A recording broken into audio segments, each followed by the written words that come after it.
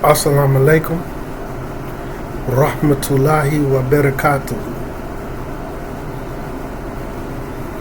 Then Allah Ta'ala, everybody is in the best state of Iman,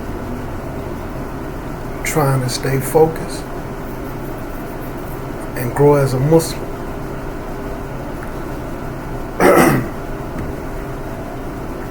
I kind of want to remind the people about the evil eye. The evil eye and bad companionship. Right? So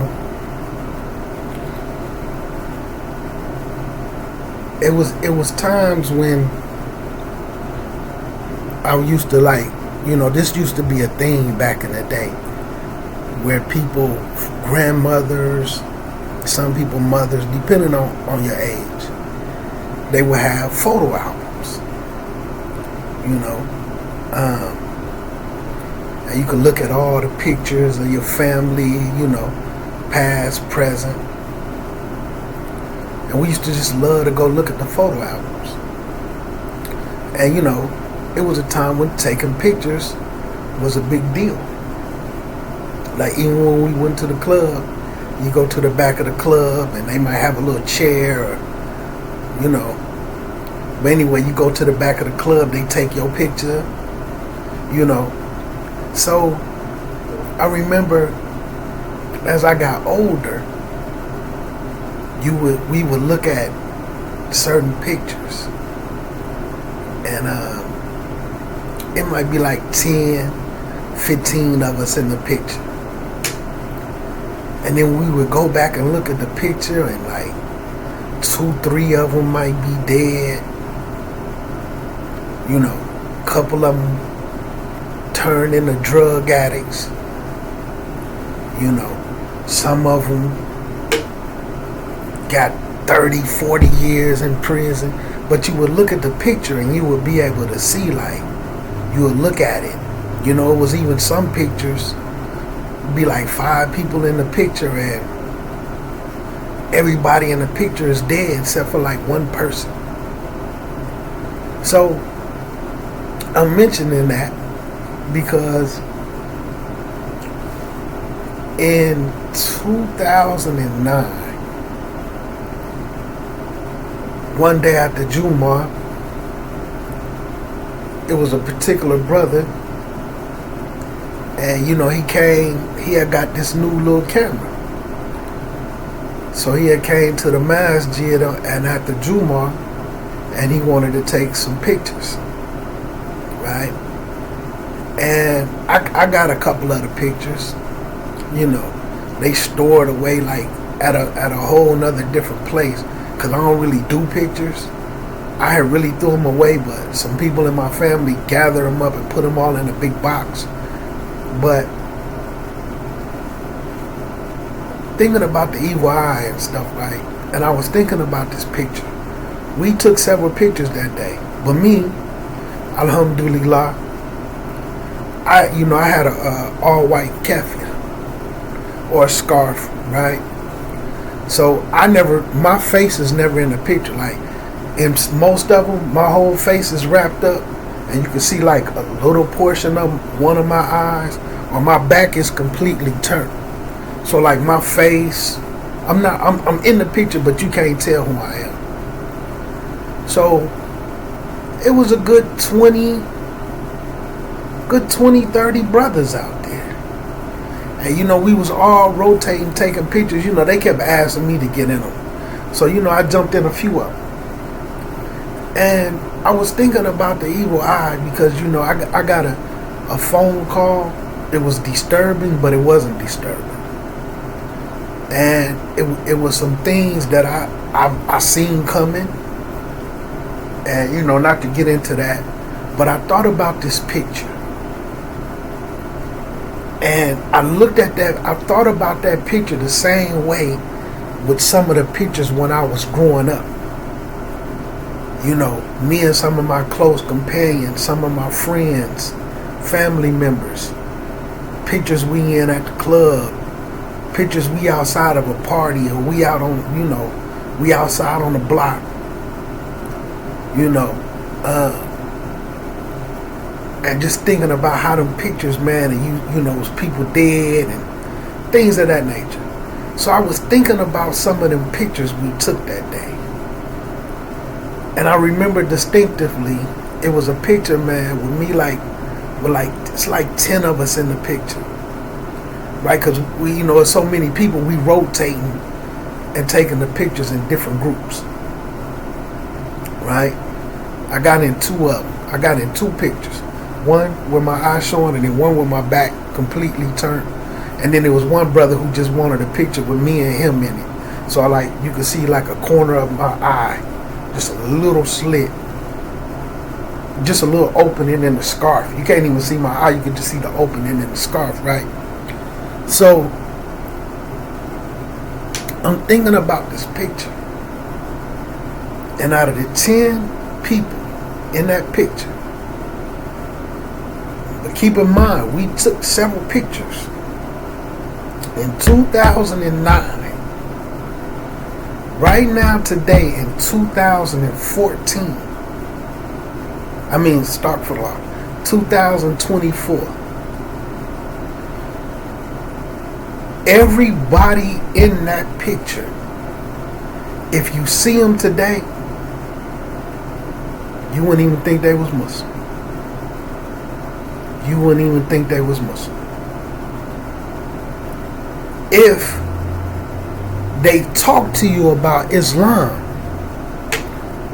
and this isn't I'm not trying to disrespect anybody. If they talk to you about Islam, depending on how new you is to the deen, you wouldn't even believe them. You wouldn't even believe them. Now I know some people, they can fool some people because they have experience at fooling people, but like people who they not gonna get past a lot of people, and I remember going back in that time, my mind going back in those days, man, thinking about the evil eye. And I remember a conversation with that group.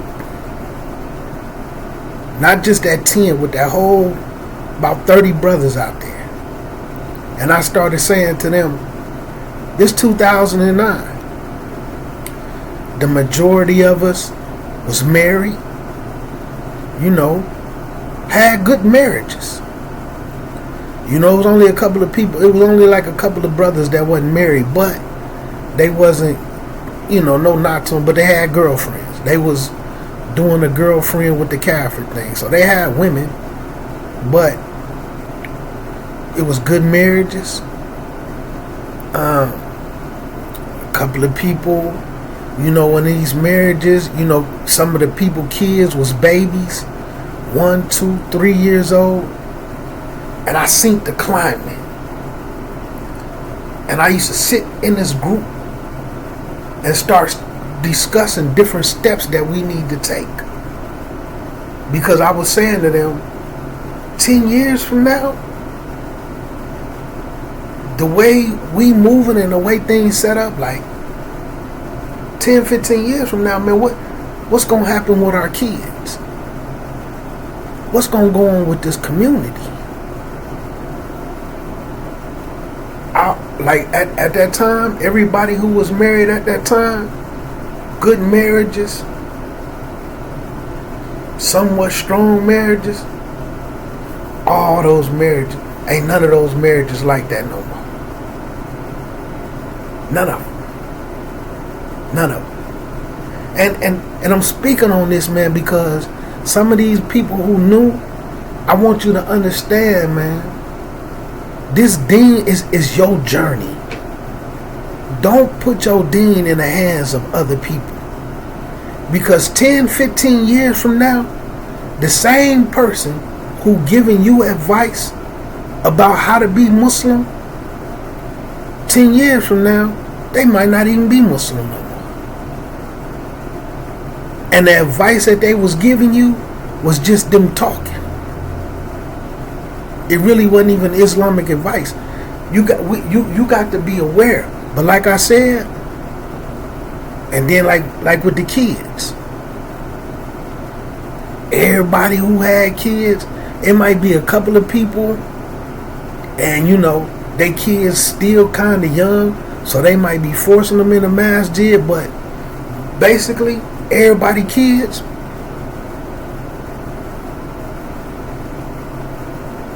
they done left Islam.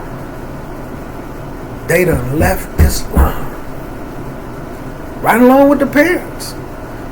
Like some of them people, like I'm saying, some of them done completely gave up Islam. Some of them brothers who was married to particular sisters at that time, them sisters done left Islam. Going off to deal with kafirs. But it was that evil eye. And I used to talk to people, man, and about protecting ourselves from the evil eye. People who would be married, and I'd be like, man, these people putting the evil eye on you because I don't know what it is, but it's one particular individual that's a male. Everybody that I seen befriend this brother, they left Islam in some way, shape, or form. If they was married, their marriages completely was shattered. Every single person that I seen get next to this person, and he was just an extremely hateful person. He had a knack for just turning people against people, and I remember thinking about that evil eye back then.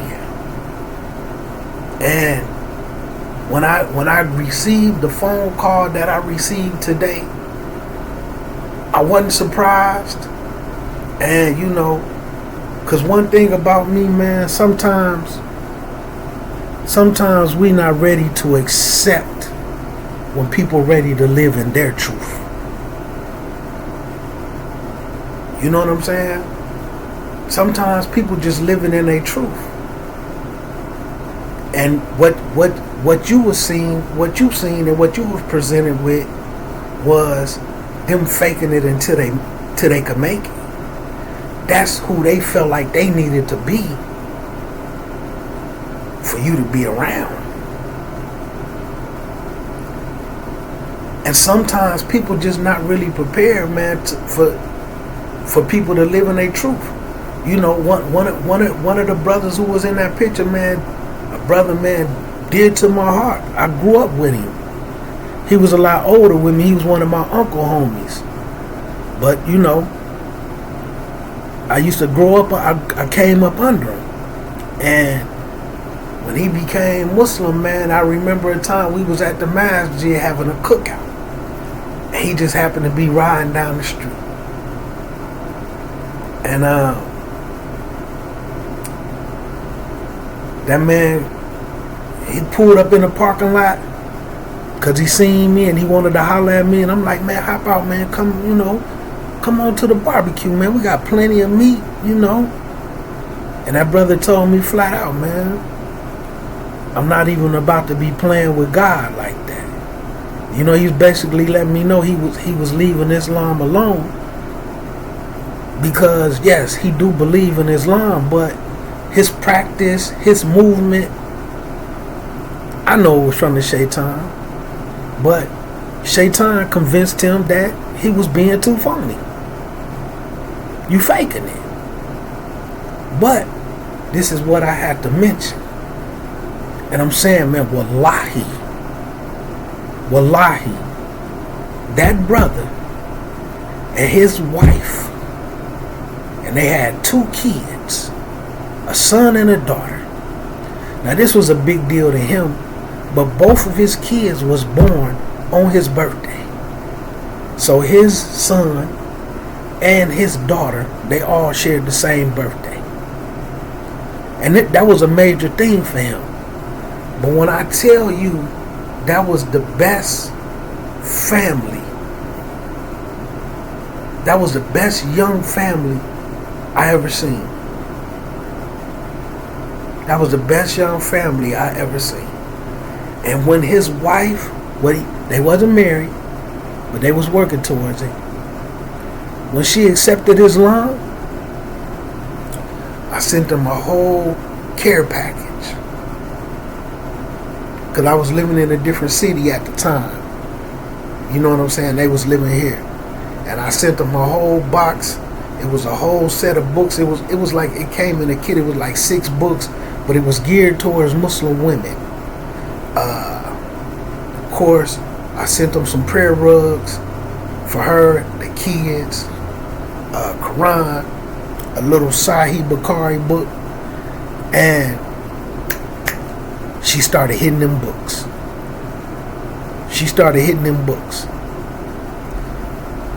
Beautiful family. And then some of these particular brothers who didn't have families, they started to put that evil eye on. And she started hitting them books. I sent some hijabs and everything. That evil eye came in there. Right now, today, she talking about she a Hebrew Israelite. And he's just apostate. He's nothing. And like when he said to me, like he didn't even want to call, he wouldn't even say Allah. See what I'm saying? You got to protect yourself from the evil eye. And having these people around, man, that just don't mean you no good, man. They don't mean you no good. It's numerous hadiths, man, where the Rasul talk about that evil eye. You know, you could have people, man, a person who's sitting down ruining their own family. You have Muslim sisters, you have Muslim brothers that's ruining their own families. What they gonna do for yours?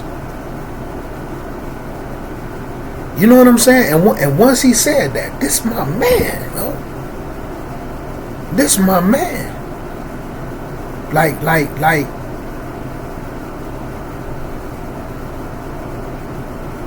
See, I almost talked about some things, you know. Well, I done put my livelihood in jeopardy for this brother. You know what I'm saying? I done run around with tools for this brother. You know what I'm saying? I was willing to take a case for this brother. You know? Wallahi. But when he told me that, and then as everything starting to fall apart in his home, he started to look at me the same way people started to look at him. And although I love that brother, man, I love his family, man. Wallahi, best family I ever seen. The way they parented, you know, just the little stuff, the way they did with their kids, man. Best family I ever seen. You know, like as far as young people. You know. But that evil eye, man, and people not wanting to protect themselves, and then, you know, she hit them books. She was taking that deen serious, and he couldn't match her energy, and that evil eye kicked in. But from that picture, though, everybody that was in them pictures, this is the story of every last person in that picture. Some of, you know, I ain't gonna lie, it's a couple of brothers in there that they still call themselves Muslim, but you know, they believe in Egyptology, horoscopes. They not what they was then. You know, one of them mine ain't even the same. You know, sometimes he is Sufi, sometimes he is more Sometimes he got demons with him. You know, he had to take medicine. You know, it's that evil eye is real, man. That evil eye is real, and the women that was involved with those particular brothers at that time, they gone too. They gone too. They gone too. You know what I mean? The evil eye is real, man. The evil eye is real. And like when I was saying, all the love I have for that brother, man. I'm telling you, I done jumped up and grabbed tools and hit the streets with him for what he had going on. Nothing that had really nothing to do with me, but I'm rocking with him. You know? And when that brother said that to me, and he's starting to look at me the same way people started to look at him because my family was intact, I had to leave the brother alone, man. And me protecting myself from the evil eye at that time, alhamdulillah, and sticking to my studies and sticking to the format, I believe that's what saved me, man. I believe that's what saved me. And they, you know, like I said, man, and I'm telling you, like some of them done completely left Islam. A couple of them done had strokes from doing too much drugs. And it's bananas, man. It's that evil eye. It's real, man. So the point that I really want to get people to understand, man, this deen, you got to look at it as a gift, man. And you got to cherish it. You got to fall in love with this deen, man, for what it is and not for what you want it to be. Because Jannah is attached to it. And you carry yourself a certain type of way, man, Allah take it away from you. Allah could take this deen away from you. There's numerous hadiths. You listen to your Quran, man, you read your Quran, and there's warnings, and Allah's telling, like it say, man, Allah turn you walk around on this earth too arrogantly, prideful, carrying yourself a certain type of way, Allah will turn you away from every last one of his ayats. All the proof and evidence that this deen is what it is, whether it's in the Quran, whether it's in hadiths, whether it's looking at the sun and the moon and the stars, Allah turn you away from all of it. All of it. You understand? Hadith say you could go to bed a believer and wake up a kafir. You can wake up a kafir. You can wake up a believer and go to bed a kafir. You know what I'm saying? Be a believer in the morning and be a kafir by the evening. Allah will take this deen away from you, man. Allah will take this deen away from you, man. And when you sit around and you see people, man, and they plotting, man, and they hindering people in Allah's path, and then when people start struggling and falling off deen and this and that, they don't want to take no accountability. They want to be like, yeah, you know, now people can see what I was dealing with. No, we seen what they was dealing with. And we seen what they was dealing with in you. You know, and man, that evil eye, man, so you know, y'all brothers, man, y'all sisters, man, learn how to do ruqyah, man. That evil eye is serious business, man. Serious business. Allah,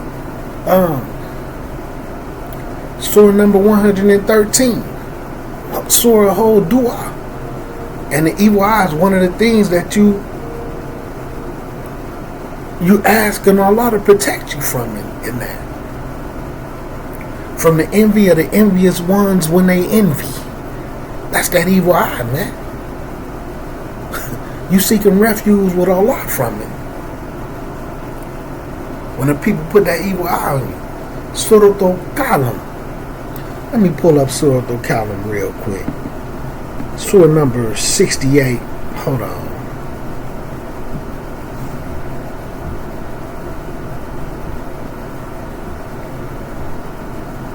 Look at ayah number 51. Right? And verily, those who disbelieve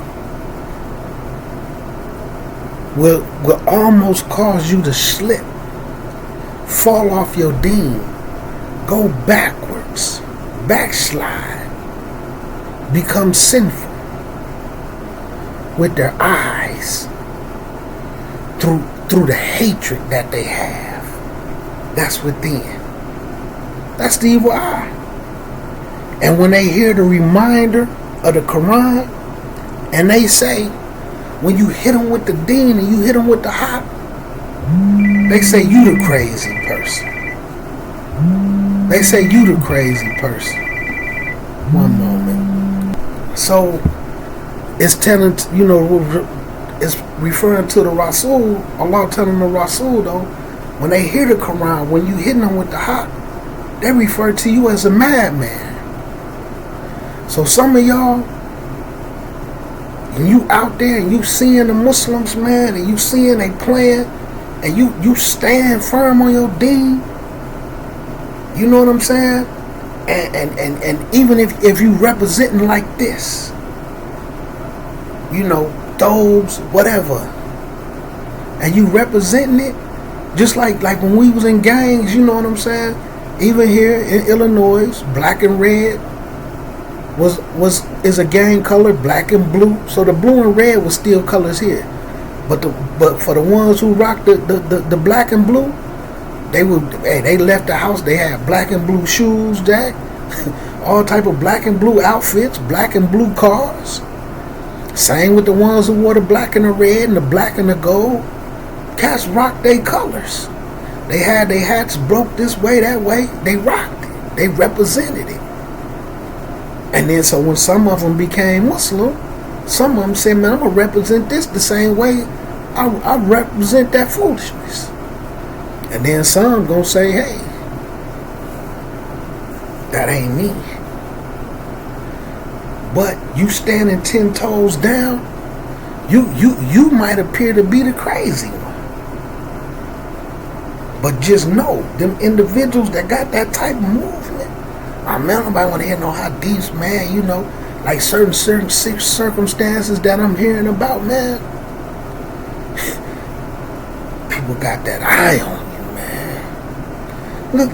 Look at the let me touch the tafsirs of Ibn Kathir on it. Right?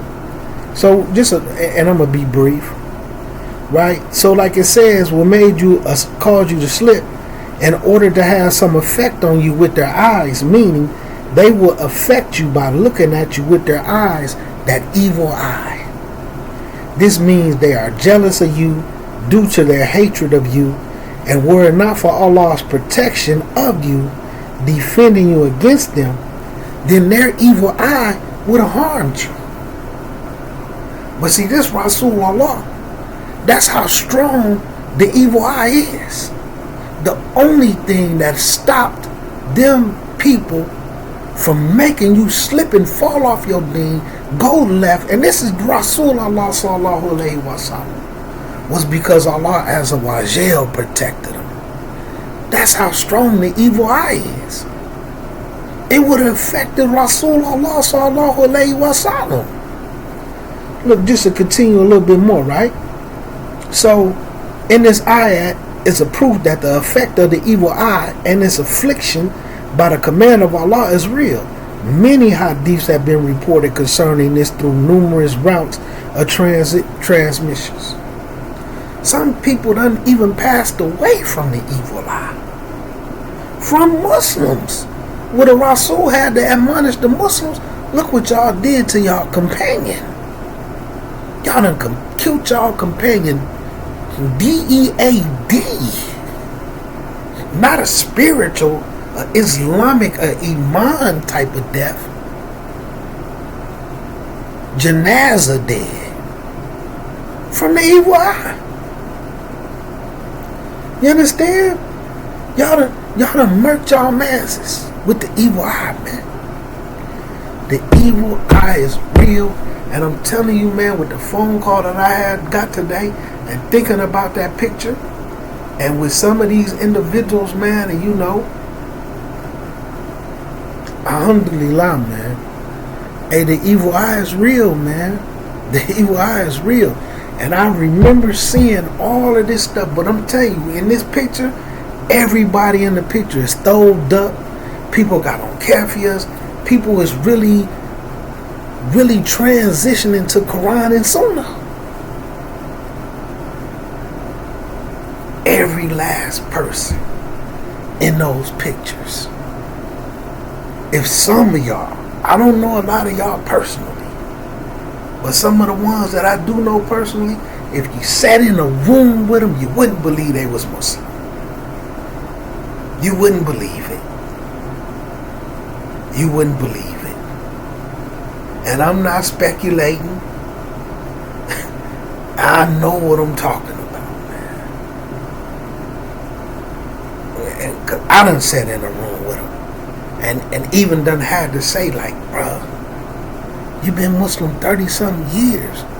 I can't even believe we having this conversation, man. Oh, well, I'm fine with it.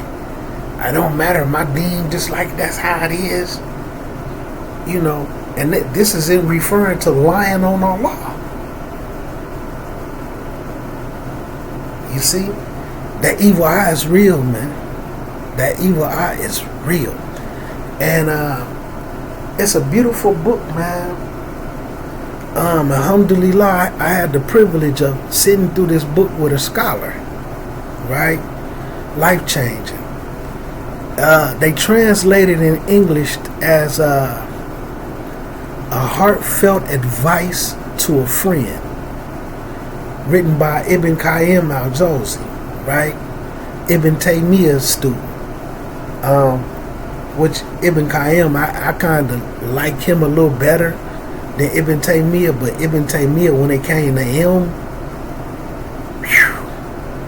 But Ibn Qayyim, you know, I liked him, man. Kind of like how I like Sheikh Uthaymeen a little better than Sheikh bin Baz, but Sheikh bin Baz, whew, when it came to them sciences, but when it came to explaining and breaking things down, I like Sheikh Uthaymeen. I'm like that with Ibn Qayyim. But basically, Ibn Qayyim had a friend. He knew this friend for nothing but khayr. Strongy man. Praying, you know. A Muslim's Muslim. You know what I'm saying? The type of Muslim that other Muslims look at. And he, you know, Ibn Qayyim, you know, he traveled, he studied with scholars, you know. He was on some scholarship. So, you know, he traveled. And the news that got to him that his mans that he knew for being a Muslim's Muslim was falling off deen. Was falling off deen. So Ibn Qayyim wrote him a letter. And it got like 60 points and references to kind of put you back on deen. So he wrote his friend a letter. And basically they ended up turning that letter into a book. And they translated it in English to a heartfelt message or heartfelt advice to a friend. And like I said, I had the privilege of going through the book with a scholar, and it was life changing. So, you know, anybody, man, y'all see some friends, man, who falling off deen, and you know they going through some difficulties. That might be a good book, man, to sit down with them. You know, depending on where their iman is, man, because you know sometimes, man, you just gotta accept the fact. Some people leaving Islam is really just them living their truth, man. And I'm telling you, I done sat beside people trying to keep them from leaving. But every time I see somebody leave the deen, it's all for something trivial. It's all for something trivial. But they practice of Islam, no knock to them, no judgment, I'm just being real, was extremely mediocre. Extremely mediocre. But they felt like Islam owed them something. And when they wasn't getting what they felt like they was owed, why am I doing all this praying? I'm not getting what I want. Now I say this right here, and this is something I used to always say to people. Imagine living a life that you don't want to live. Imagine living a life that you're not pleased with. You gonna leave Islam because of that? See, that's part of them tests. One thing about me, and sometimes, you know, I be talking to Allah like we friends. See, sometimes when Allah get on me, you know, I be walking around the house like trying to plead my case. Like, Allah, it ain't even gotta be like this. You know what I'm saying? Like, you ain't got to do me one. You ain't got to do me like this. I'm gonna keep it 100. That's how I be talking to Allah. Before I hit that, before this hit that mat. But sometimes, every time I ask Allah for some du'as, it's always funny how they get answered. Like, I might ask Allah, I might make dua and tahajjud for a particular type of job. And this job that I'm asking for, $40, $42 an hour, 30-something an hour. You know, as like a machinist and all that in one of these factories around here. And I'm asking Allah to give me the job, get me hired at this place, and let me get the job and get this training. I might get the job, but they put me somewhere where I'm making $15. So I got the job, I'm at the place, but I didn't get the machinist one. So it's never exactly what I have. Sometimes it is. Or, you know, you know,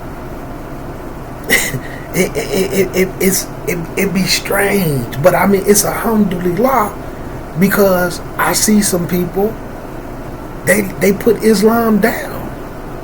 They put Islam on the back burner to go and get that stuff from Shaitan. I'm telling you, man, I see it time and time again, and it be that lack of tawakkul. And some of these sisters, man, these brothers, man, the you know, the husband ain't the way that they want to be, you know, and they going through their things. Hey, man, hey, I've been fasted all Ramadan. I ain't get my husband back. I done fasted all Ramadan. This brother that I'm in love with in a whole nother state married somebody else. See, you done fasted Ramadan for the wrong reason. It's always over something trivial. And then it boils down to, I've been going to all these Jumars. I done prayed 20 rakats of Taraweeh. I've been putting money in the Sadaqah box. But I still didn't get that sister that I'm in love with from New Jersey. I'm here in Atlanta. I ain't get that sister I'm in love with in New Jersey. So now I'm finna put the deen down and go get one of these females from up out of the bar. The evil eye is real. And when you start to understand when that evil eye start kicking in, and see, I have been, all I'm going to say is this.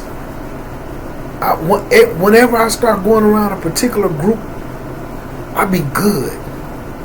And then I start going around a particular group, right? Then next thing you know, my car start acting up. I start getting little pains, and then certain people who I ain't really had no problem being around, now I feel a little different energy when I see them. You know, these things is the effects of evil eye. And then I start to notice the other people that be around these little groups. Like I start getting sick, you know, congested. I be like, man, these people putting the evil eye on me, man. And then I go get myself rukia and start to do different stuff, man, you know, to prevent prevent the evil eye and remove the afflictions and you know, going all on doing certain things. Then it all start changing. But then I see the other people that be around them. Next thing you know, man, they getting sick and they having family issues. They having family issues with their kids. And I sit down and be like, yep. Everybody who stepped foot around this environment, everybody got problems. But y'all came into an environment of people who already had these problems. Now you sick. You know what I'm saying? Like it be happening to me, but alhamdulillah, I pay attention to that deen. I understand them signs, and then Allah, and then I definitely make istikhara and go to Allah, and I say, Allah, allow me to see what I'm missing, and then put it in my heart and my mind, and give me the courage to move the way that I need to move, if I should stay or go. And Allah give it to me. I be getting it immediately.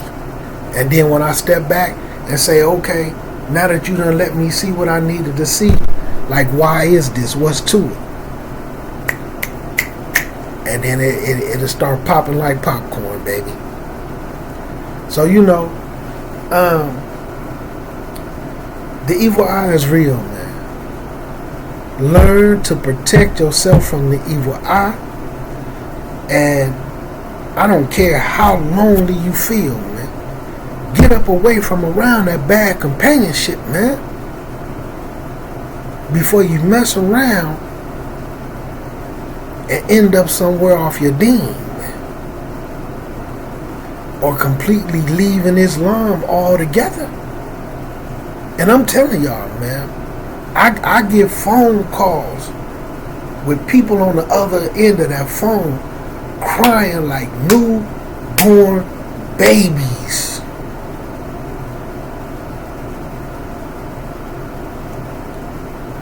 About the actions of Muslims that they have to deal with, man. Sometimes even saying, I'm not strong enough for this, man. I'm tired of this. Get up away from around them, man. They don't mean you no good. I don't care what they call themselves. You got bad people in whatever they call themselves. Unfortunately, there is some bad Muslims. There's some Muslims that's evil. I don't like with me, I can't understand when a person could sit there and watch an individual destroy their own wife,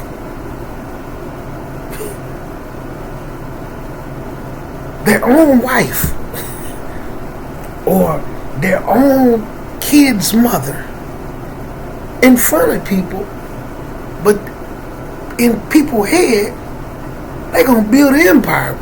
This cat, they ain't even build an empire with their wife and family. What y'all gonna build? Like, man, that evil eye is real, man. Keep sitting up around there and watch you start getting sick. watch you start having health issues. And I'm not wishing it up on nobody. Watch just different little things that's the effects of the evil eye. Go get you a list. You're gonna be like, whoa. Better learn how to do rukia, man.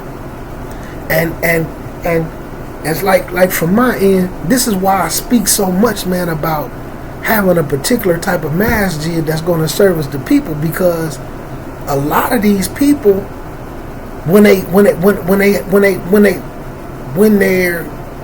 hit that breaking point, there's nobody for them to go talk to.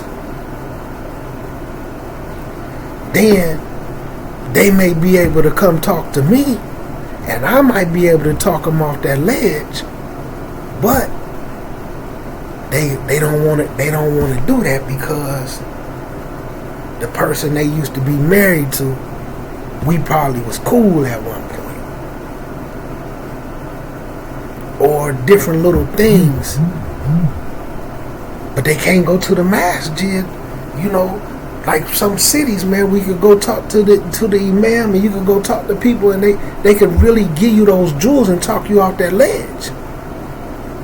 Like I'm not trying to be funny, but sometimes people have to turn to this Muslim who out here popping pills, getting high, ain't even in their right state of mind, flat out all type of criminal, fornicator, adulterer, and they coming to them for Islamic advice. They can't give it to you, man. This sister need to be talked off the ledge, but she talking to a sister who cheating on her husband. You know what I'm saying? Brother ain't even known where his Muslim wife was at for 3 weeks. But this who you gonna get your Islamic advice for? The only thing you gonna end up doing is being somewhere uncovered and butt naked just like her. And may Allah protect us all from that, because this is the advice they give each other, man. That's why we need a masjid, man, where these type of things where they can come to somebody. But too much corruption, man. That evil eye, man, is real, bro. That evil eye is real. Protect your deen. Protect your deen, learn your deen, study your deen, and learn how to do ruqya. For real. Learn how to say your ayatul kursis. Learn how to protect yourself from the jinn and the shaitans. Learn your du'as. Going in the bathroom, going in the grocery store, leaving the house, driving a car. Learn your stuff, man. Because this Quran ayat is letting the Rasul know, even when you come to the tafsirs of it. The only reason why the evil eye didn't overcome you is because I protected you. And then when you come into the rest of it, the other hadiths where it say, if it's anything that can overcome the qadr of Allah, the evil eye is one of them. It's people dead from the evil eye.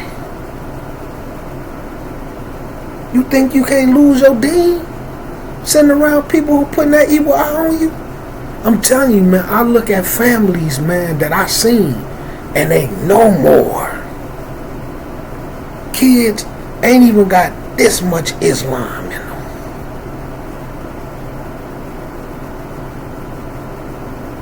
No Islam, man. You know what I'm saying? Sitting around, you know, individuals, man, looking at sisters. Oh yeah, she coming up out of her hijab. Yeah, but you came up out of your thobe and kufi first. Know what I'm saying? What about the example you set for her? You came up out of your thobe and kufi first. She never picked her Quran up because you didn't either. You know what I'm saying? You took your thobe and kufi off first. You see what I'm saying? But it's crazy, man. Protect your deen, man. And may Allah Azza wa Jal protect us all and allow us to learn what we need to learn so that we can preserve our Islam and quit deening for the dunya, man.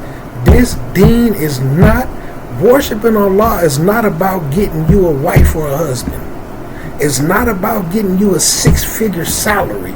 It's not about getting you businesses and Benzes and BMWs and cars and clothes. It's about getting Jannah. Cause like I heard somebody say, have you noticed that now when people talk about they blessed, it always referred to money and material? You know what I'm saying? Accolades. Oh yeah, man, Allah, the Muslim, Allah love me cause I got this job.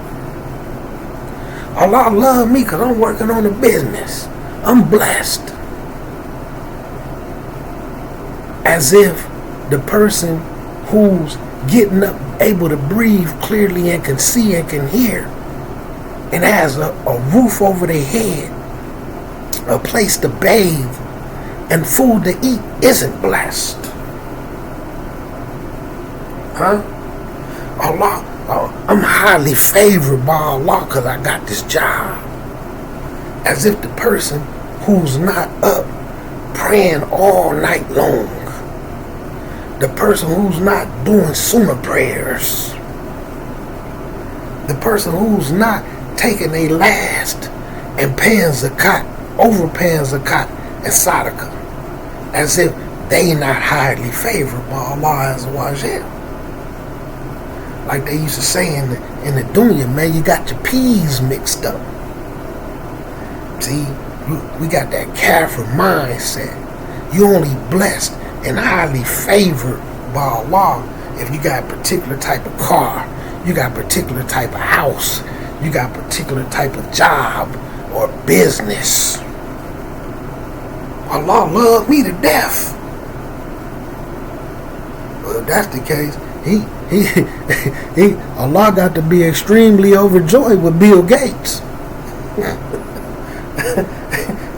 If that's the case, Allah Azza wa Jal must be just highly, Donald Trump must be extremely highly favored by Allah. See, we got our peas mixed up, man. This deen ain't about that, man. You understand? This deen ain't about that. But we don't realize that, man. Man, let me get up out of here, man. Keep in mind that book, anybody can find it. They got it in English. Ibn Qayyim al-Jawzi, may Allah be pleased with him and elevate him in the ranks and allow that book to weigh heavily on his scale of good deeds. Heartfelt advice to a friend. It's like 60 key points. And like I said, I went through it with a scholar, and the way they was breaking it down, like, I said, yeah, life, for me, life changing. I actually gave it to a Muslim who lived on my block that was falling off deen, you know what I'm saying? Like breaking down, like almost suicidal. And you know what I'm saying? I gave it to him and a whole bunch of other little stuff to help him get himself together, man. He actually lived on my block, you know what I mean? Beautiful book, man. It's a good read for anybody, you know, even if your iman feeling a little low, you know. Heartfelt advice to a friend, something like that. Letter to a friend. Ibn Qayyim al-Jawzi. It's something like that in English. Beautiful book. It's real short too. It ain't even 100 pages. Beautiful book though. Assalamu alaikum warahmatullahi wabarakatuh, man. Protect yourself from the evil eye. Protect yourself from bad companionship, and protect yourself from this dunya, man. Don't deen for the dunya, because it's not going to work out for you. It's not going to work out for you. Assalamu alaikum warahmatullahi wabarakatuh.